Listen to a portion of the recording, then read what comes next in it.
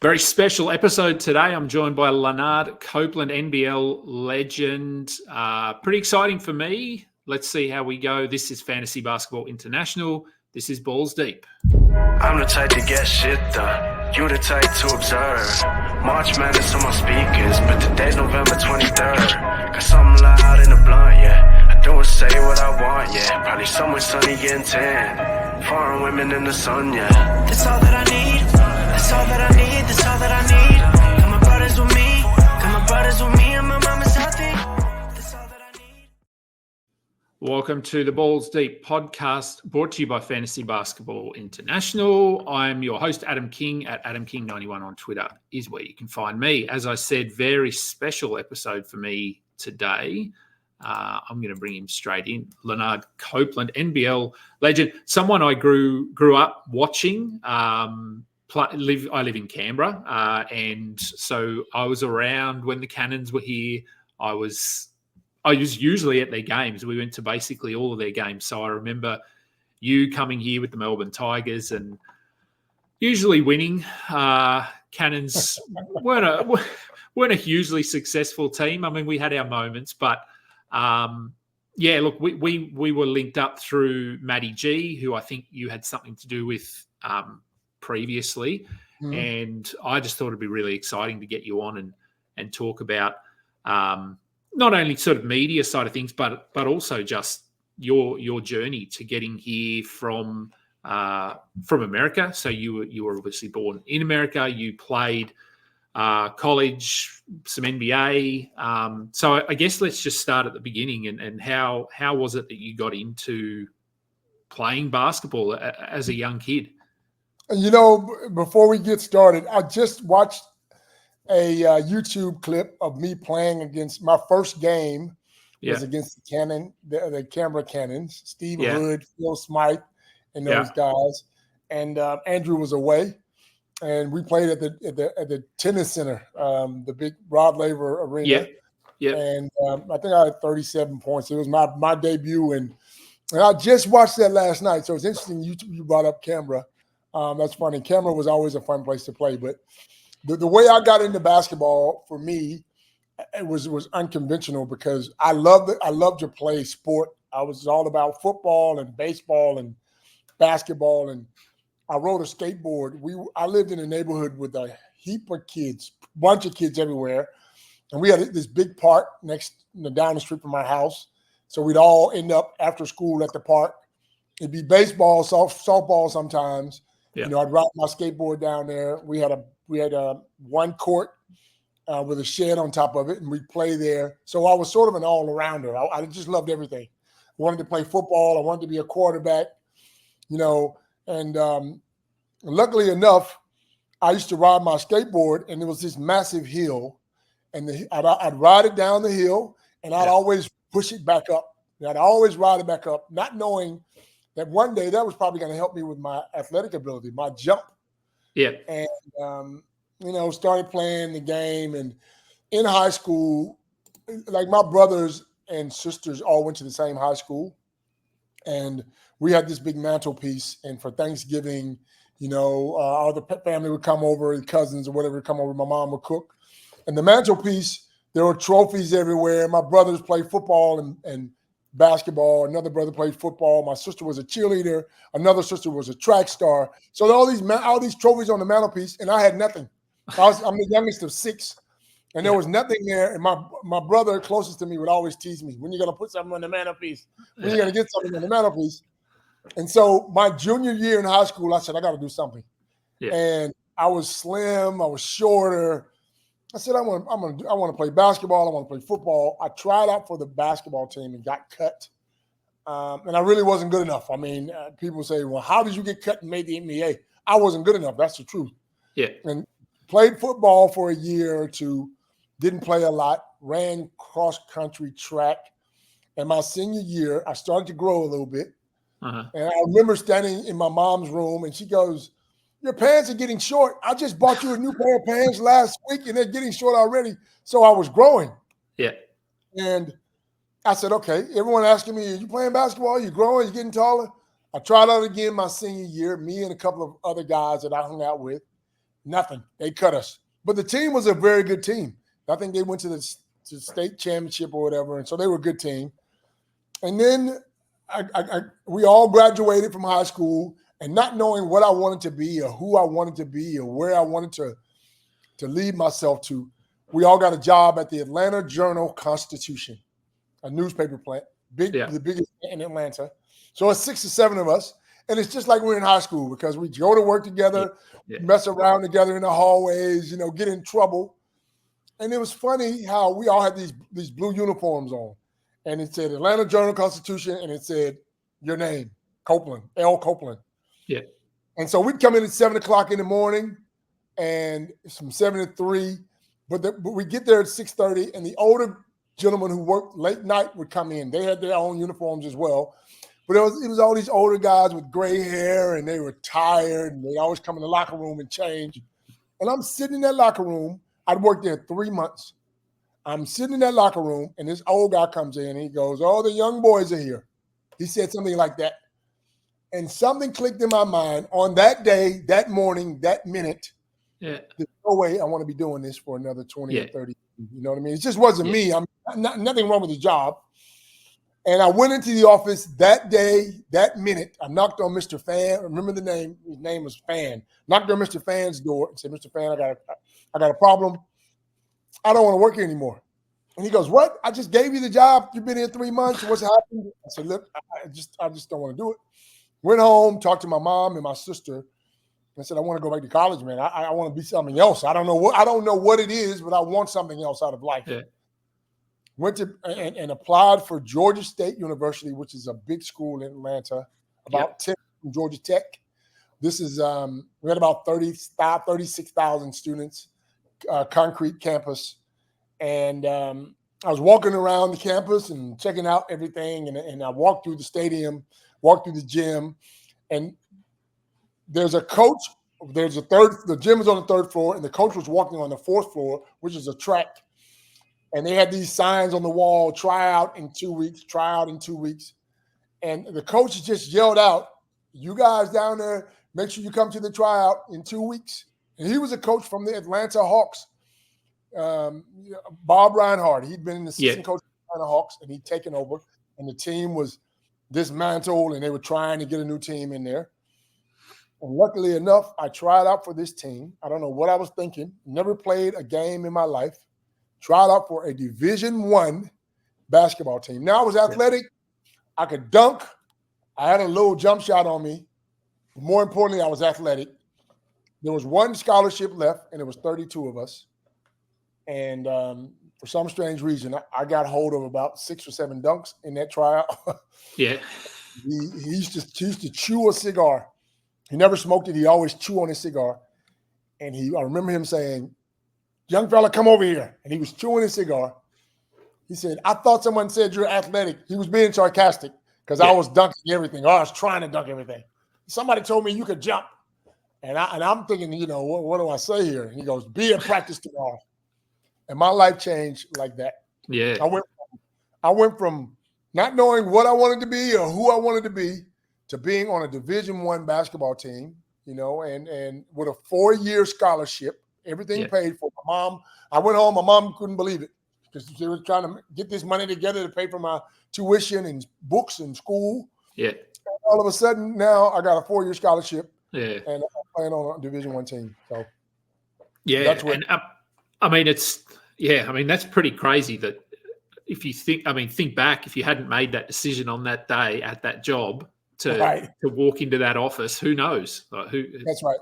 Who knows what would happen? And you know what's funny?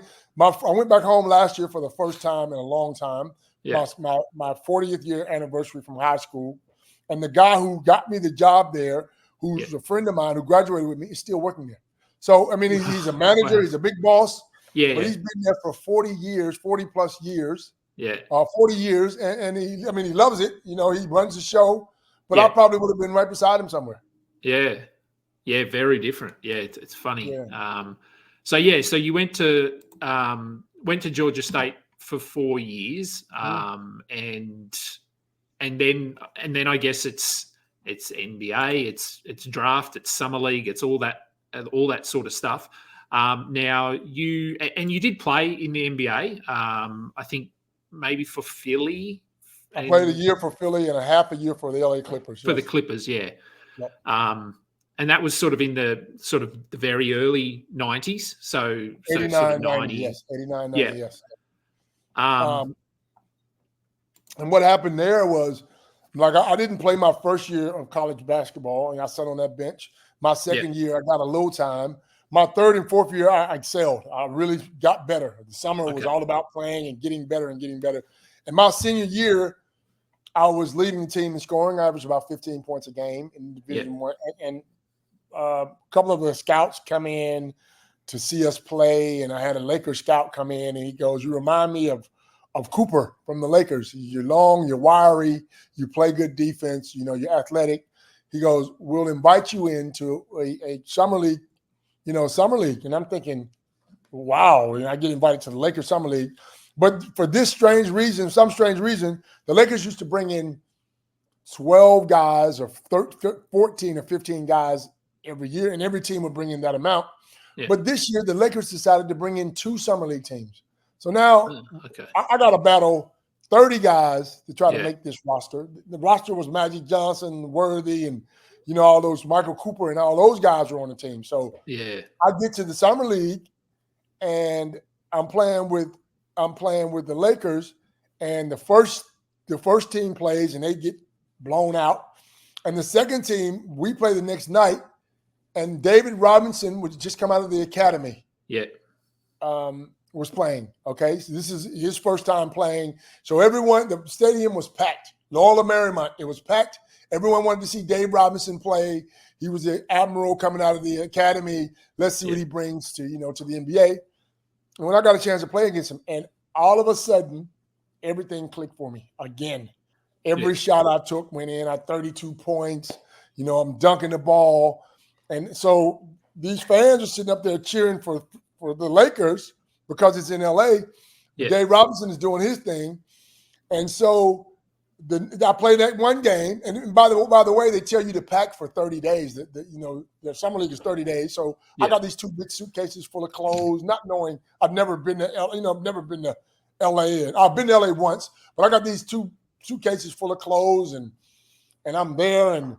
And what happened was, I play in that first game and have 32 points. Well, the next night, rather than them playing the team one again, they mixed the team up. So I got a chance to play 2 games in a row.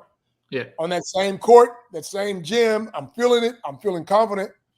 We were playing the Philadelphia 76ers the next night, and I gave them 30-plus points. I done 35, 36 points, just shooting the lights out. It was one of those, I got into a zone. Everything went down. And the owner of the Philadelphia 76ers and the coach were sitting in the stands watching. And I'm in the shower after the game thinking, well, I played well. I don't know what's going to happen here. I get a knock on the door. "Copeland, someone wants to see you." Put a towel on, get to the door. It's the owner of the Philadelphia, Harold Katz, and Jimmy Lynam, the owner and the head coach of the Philadelphia 76ers. And they say, "Look, we just lost David Wingate, who's playing for Philadelphia. You remind us," and I'm reminding them of everybody. But Cooper, David Wingate, you remind us of David Wingate. We'd love to invite you to our veterans camp. So I have no idea about what's going on. I don't have an agent. I don't know how the whole thing works. I'm just there to play basketball, right? I didn't know the ins and outs. And I said, "Well, I'm with the Lakers. I don't know what to do here." And he said, "Well, talk to your agent." So I get on the phone and call my coach from Georgia State, my college coach, and say, "Coach, I got these 2 teams fighting over me." He goes, "What's happened?" There was no internet back then. So they didn't know. There was no Lanard Copeland doing this. He said, "What do you mean?" He goes, I said, "Coach, the Lakers want me."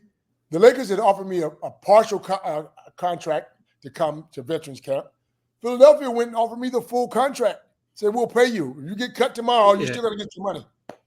The coach said, "Copeland, something's wrong with you. They don't do that kind of stuff. It doesn't happen that quick. You've only been there 3 days." He goes, "Let me call somebody." He rings up. He rings me back in 10 minutes. He goes, whatever you've done, well done, because you got 2 teams fighting over you. The Lakers want to give you a partial. Philadelphia want to give you the full contract. I advise you to take the full contract, but I'm going to send you to one of my friends there who's an agent. Yeah. An agent knocked on my door 15 minutes later in the hotel room. We sit down. Philadelphia come in 20 minutes later. I signed the contract with Philadelphia. Yeah. Harold Katz comes to my room. He gives me $700-800. He goes, go home, have a steak. I'll see you in about a month. Come to Veterans Camp. And that's how it all started with me. Yeah, wow. I was there for 3 days. I was there for 4 days. 4 days max. Yeah. So, yeah. So you didn't need your 30 days worth of I didn't need my luggage. 30 days. No, Absolutely. obviously. So, yeah, look, a bit of a whirlwind. I mean, certainly sound. And as you said, no internet back then. So nothing. No video. I'm assuming there's no video of those games. Boy, I wish I could find them. I really do. But I'm sure they probably erased all those games and gone over, because there's that many games going on every year in the summer league. Now they would probably store them somewhere, but back then there were VHS tapes. So who knows where they are? You know what I mean? So, but then luckily, I did get a chance to play in Philadelphia for a year. I stayed there for the whole year and got a chance to get my, learn some of those guys and learn the profession and learn the training. But then they released me to sign Manu Bowl. They released me and Scotty Brooks because they needed our contract to sign Manu Bowl. Okay. So once I left Philadelphia, I'm stuck again. What do I do? Tried out with the Atlanta Hawks because I was back home for the summer. Yeah. Didn't really do well there, but then went and had another tryout with the Clippers. It was something about LA, and just had a phenomenal tryout again. Made that team. Ron Harper, Gary Grant. We had some. Doc Rivers was on that team. We had some players on that team, and I made that team. And right, I had a massive dunk over Grandmama Larry Johnson in this game. Come down on my knee, sprained my knee. They put me on IR, injured reserve, but the Clippers at that time had about 10 guys on injured reserve, so they had to let some people go, and they released me, and I went to the Philippines, and then from the Philippines I came to Australia. Yeah, well, I guess that's the next step, and that's what I mean. A lot of people, myself included, remember you for the NBL because that you were here playing for I want to say 12, 13 years. Majority of that with Melbourne and alongside Andrew Gaze, and you guys won a couple of titles, and you've since been inducted, I think, was it 2019 Hall of Fame? 18, 19, Yeah. So for me, that like, and we remember as a kid, the dunks, that was sort of what we remember you for, the high flying dunks, and you and Gaze sort of teaming up and basically tearing other teams apart. But you, like I guess if we look at the transition or the progression of the game to where we see it now with more floor spacing and a lot more 3-point shots, that sort of thing, you hit a lot of 3-pointers. Like it wasn't just dunking that throughout your career, that you were able to score from a range of areas on the floor. And I think that's probably not talked about. Well, for me, it wouldn't be talked about as much. It's just the diversity in your offensive game. But coming to Australia and playing for Melbourne and sort of having success there, what was that like? What was it that sort of, I guess, kept you here in Australia, as opposed, like, were you ever of the opinion where, hey, I'm playing really well, we're succeeding, do I try the NBA again? Was that ever sort of in the back of your mind, or you were just happy here in Australia? Well, I thought about it. When I got here, I was 26.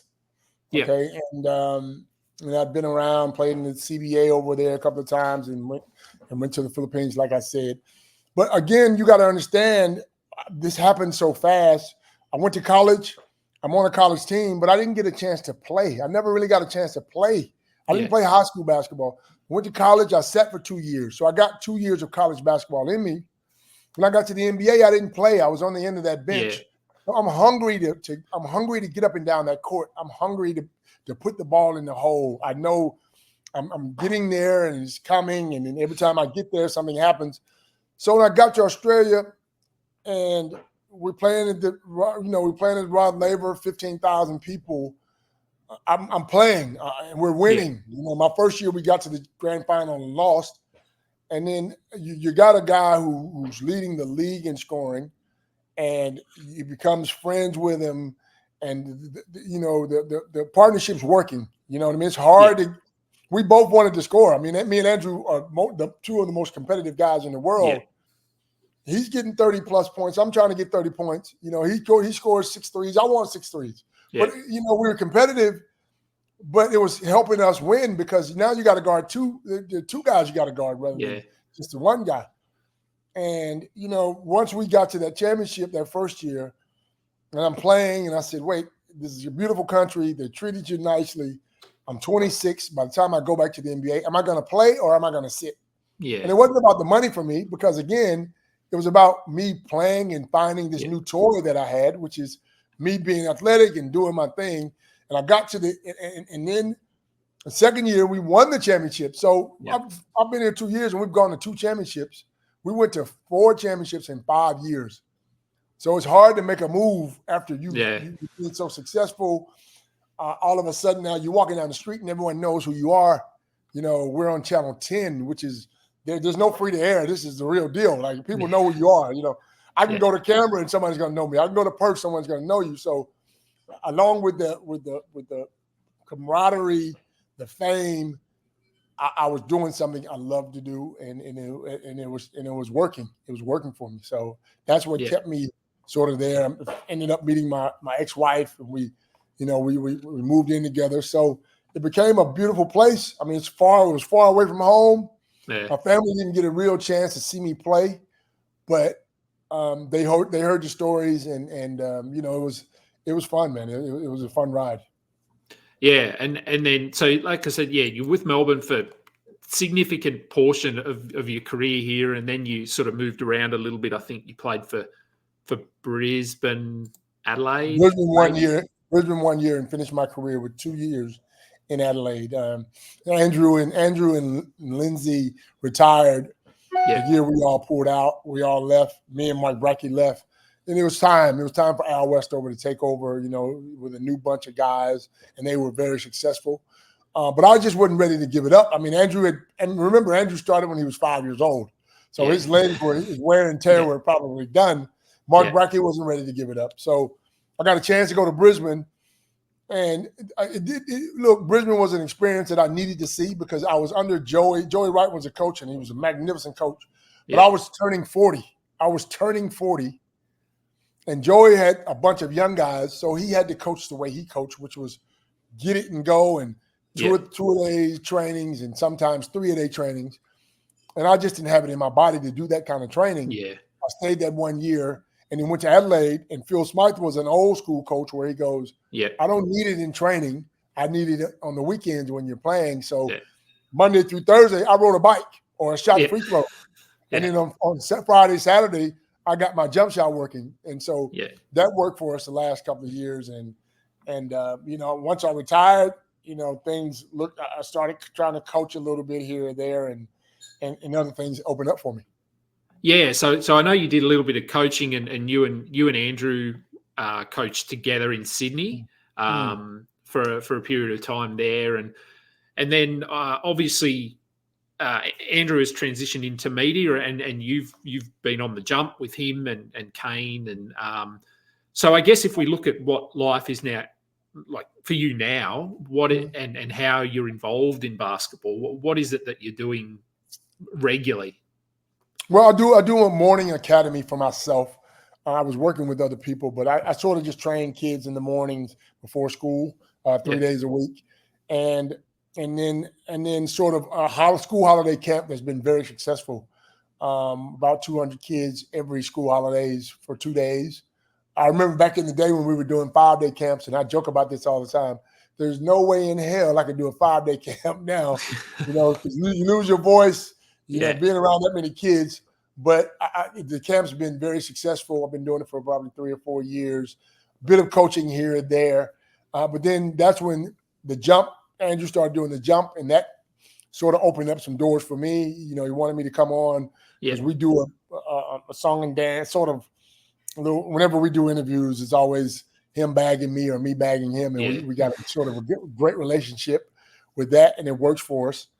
And once I got on the jump was pretty good. It's just the timing was off because the show was on a Tuesday afternoon or something, which probably didn't work, and it's still probably not working as well as it should. But then got a chance to meet Kane and work with Kane and did a Kane and Cope show. Yeah. And then the NBL, started doing the NBL. And now I'm just doing commentary for the NBL. And we're looking at doing down the line. I think me and Andrew, we're going to try to revamp our podcast. We had a podcast during COVID called the Alley-Oop podcast. Yeah. Okay. And it was very successful because we got some big names on there. And during COVID, everyone's stuck in the house. So we were just trying to entertain people and talk about old school basketball. So it worked for us. And I think we're going to try to get it back going pretty soon here. Yeah. I think it would certainly. I think podcasts are just going to the next level. So lots of people are listening to them and branching out. So I think that'd be great. And I guess finally, just before I let you jump out, I know you're busy. The NBL, I guess if you think about it, when you were playing in the 90s and early 2000s, was sort of before. I guess here in Australia, we were obviously very fully aware of the NBA and what it was, but in terms of being able to watch the NBA, it was pretty limited back then. Yeah. It was maybe 1 or 2 games a week.